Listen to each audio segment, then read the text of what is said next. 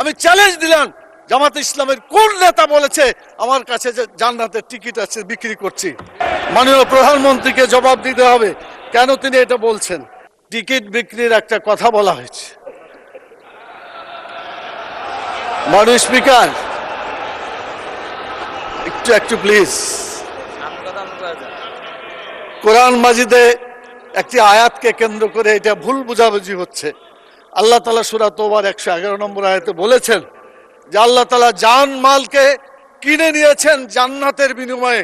এটা আল্লাহর কথা। আপনি জানমাল দিবেন, বিক্রি করবেন, জান্নাতে যেতে পারবেন। জানমাল আল্লাহর পথে দিবেন না, আপনার কপালে জান্নাত হবে না।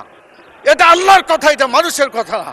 আমি চ্যালেঞ্জ দিলাম, জামাতে ইসলামের কোন নেতা বলেছে আমার কাছে যে জান্নাতের টিকিট আছে বিক্রি করছি? মাননীয় প্রধানমন্ত্রীকে জবাব দিতে হবে কেন তিনি এটা বলছেন।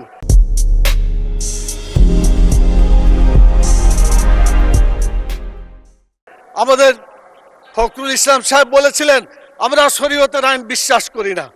পরে অবশ্য আত্মসমর্পণ করে নির্বাচনের আগে বলেছেন শরীয়তের বিরুদ্ধে আমরা কোনো আইন আমরা পাশ করব না। তো ধন্যবাদ ওনাকে যে অন্তত তওবা করে ফিরে এসেছেন। আমরা আল্লাহর আইন চাই, আপনারা আল্লাহর আইনের বিরোধিতা করবেন না বলেছেন।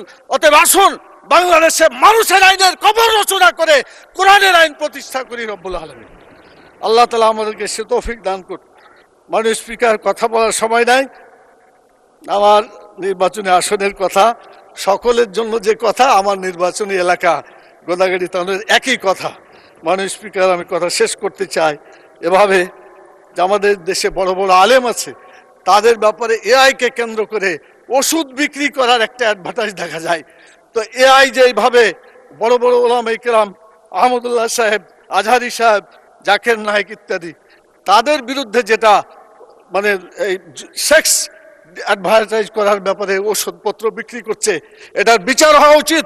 এগুলো দেশ থেকে বিতাড়িত করা উচিত যে কেন তারা একজন আলেমের এভাবে তারা অপপ্রচার করছে।